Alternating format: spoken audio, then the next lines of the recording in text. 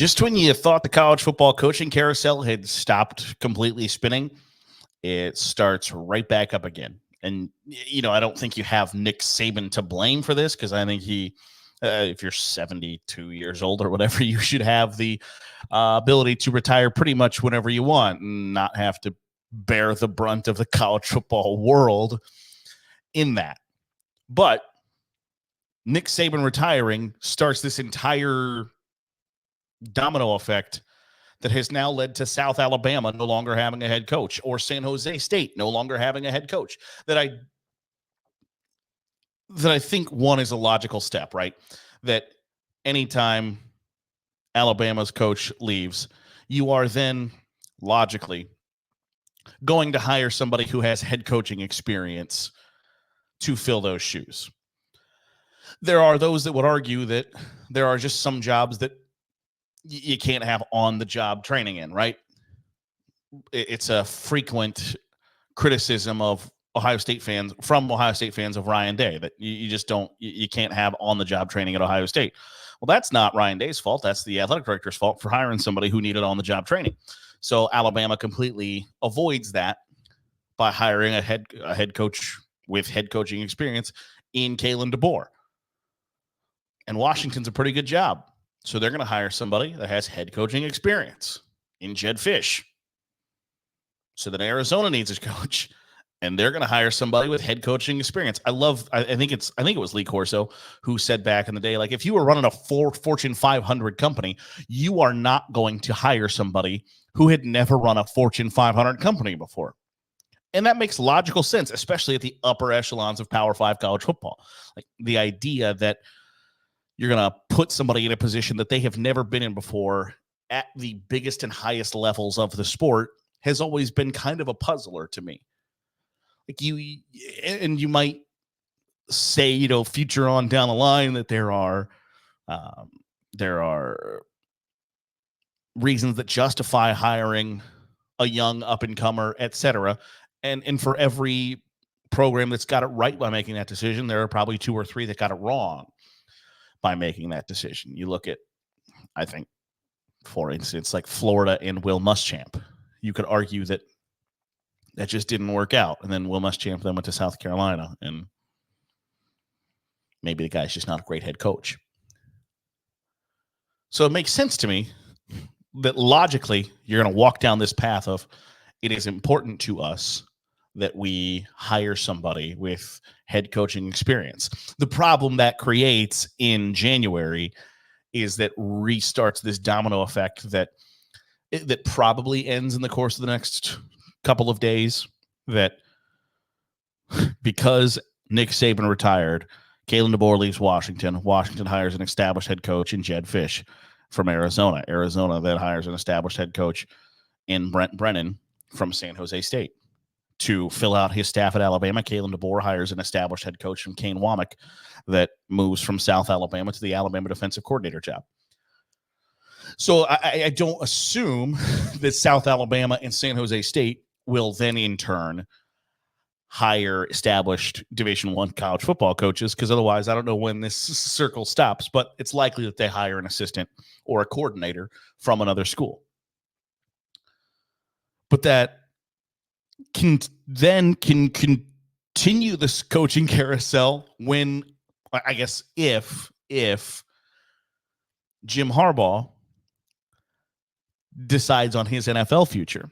And this is the one that I think is really interesting, because nothing says, like, Jim Harbaugh has continually shouted from the rooftops that he has done nothing wrong, whether it was recruiting, whether it was starting in a potentially, allegedly starting a sign-stealing ring that was uncovered by the FBI or whatever the hell. He's done nothing wrong. As recent as the post-game press conference after the college football playoff national championship game, he was asked and said, we didn't have to formulate a strategy or anything because we didn't do anything wrong. We didn't have to worry about whether what our response would be to the NCAA or to the Big Ten or whatever, because we didn't do anything wrong. No, nothing really cements the fact that you think you did nothing wrong, quite like there was a report today that the framework of a new contract between Jim Harbaugh and Michigan is set. That the only sticking point, and by the way, Jim Harbaugh has publicly interviewed for the Los Angeles Chargers job. The sticking point is Jim Harbaugh is insistent that he wants language in the contract that he cannot be fired for findings from NCAA investigations, whether it's the recruiting issues that the NCAA has with Michigan currently, or with the sign stealing allegations. That he cannot be fired for any of those findings. Now, nothing says to me, and this is just my opinion, nothing says to me, I'm innocent, didn't do anything wrong, completely exonerated, never did anything wrong, quite like searching for immunity for the things that you supposedly never did. Now, I don't know about you, but I've never asked for immunity to not be charged or sentenced to a crime. I've never asked, like, hey, dear prosecutor of my great city, I would love you to not prosecute me for a murder that, by the way, I didn't commit. I didn't commit that murder. But if you think I did, I didn't. So if we could just go ahead and agree that I didn't do that and that you can't hold me accountable for anything that I didn't do. Like, it's just poppycock. It's balderdash malarkey. You know you did something wrong, and you just like bury your head in the sand. It's the Family Guy. Kevin Bacon wasn't in Footloose. Nope, Kevin Bacon wasn't in Footloose. Well, yeah, he was.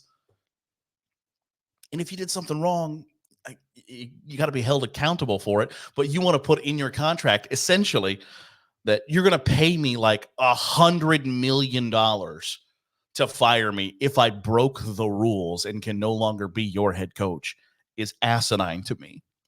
But either, like, it just seems likely that either Jim Harbaugh leaves for the NFL or some stuff comes out that makes those allegations brought against Michigan, both in the recruiting world and in the sign stealing world, be enough for Michigan to go like, hey, you got us a national championship. Appreciate it. Thank you. They're never going to be able to take that away from us. And if you think they are, refer to a Daily Huddle episode from last week where like Bill Self is basically on wiretap committing fraud and they still got a title. They didn't take their banners. But that banner's never coming down from Michigan. Like, Michigan can watch Jim Harbaugh right off into the sunset and say, hey, thank you. Appreciate it. Thanks for being a Michigan man and winning us a title, but it's probably time to move on. But that coaching carousel can start right back up and start a spinning once again if Jim Harbaugh takes an NFL job.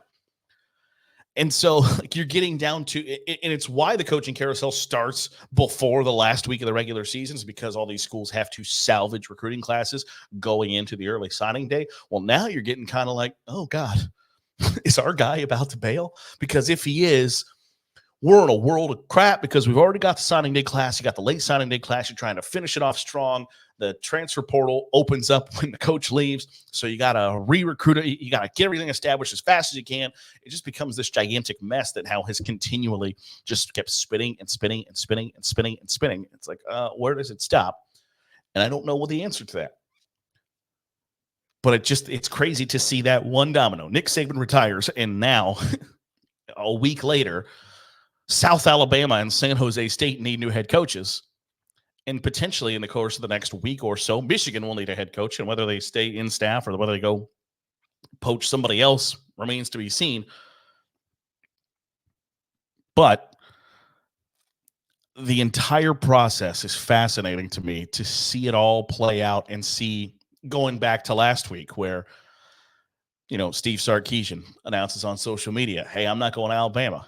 Dan Lanning announces on social media, hey, I'm not going to Alabama. And then it comes out like Mike Norvell got a new contract, 10 years, $80 million. He got paid. And then Caleb DeBoer gets hired as the head coach at Alabama. And then Alabama is insistent that they got the only guy they wanted. It's just it's a crazy fun world to me to watch kind of the business of college football play out, in that Three other dudes probably got fat contract extensions while Alabama hires supposedly their number one target from the get-go, et cetera, which I have a hard time buying the fact that, and I mentioned this before on the show, where the SEC has had for a really long time this SEC self-importance, right? It's how Jeremy Pruitt and Will Muschamp get jobs at Tennessee, Florida, South Carolina, et cetera, is that there's this ridiculous self-importance from the SEC that if you are not a coordinator or a former head coach in the conference, you don't know what it's like. I have a really hard time believing that Alabama's top target was a guy who the farthest south he's ever coached is Bloomington, Indiana. I don't know that I buy that was in there at the top of their list was this guy who everybody questioned whether he was actually leading even a decent team or not, that made it to the national championship game, that was their guy from the get-go, not their former offensive coordinator who was a two-time head coach before he was their offensive coordinator and coached, Heisman Trophy winners at the school, not a former SEC coordinator who led his team to finishing sixth in the country. Not a guy who just went 13-0 and probably got screwed out of a college football playoff spot, who has extensive history in coaching in the South. No. Their top target was the former University of Sioux Falls head coach who got his coordinator start at Eastern Michigan and Indiana and Fresno State. I just don't buy that was Alabama's number one target from the get-go, right? Because you wouldn't have had a couple of days of, Dan Lanning says he ain't going. Steve Sarkisian says he ain't going. Mike Norvell just got paid. Mike Norvell doesn't get paid without a little bit of the slightest bit of fear and the slightest bit of reality that Alabama gave him a phone call and said, "Hey, how you doing, big fella? Would you be interested in chatting with us?" He doesn't get paid the way he got paid without that being out there. So the entire carousel is fascinating to me to watch spin, and I think it could be really interesting, really exciting to see it spin again if, or in my opinion, more likely when, Jim Harbaugh takes an NFL job. But it also fascinating is the reported sticking point of Jim Harbaugh in Michigan is the idea that Jim Harbaugh wants immunity from the things he didn't do. He's adamant he didn't commit any violations, didn't break any wrong, didn't do a damn thing wrong. But if I did, you can't fire me for it. It's a hell of a thought process. And one that I don't know is going to stick up at the end of the day.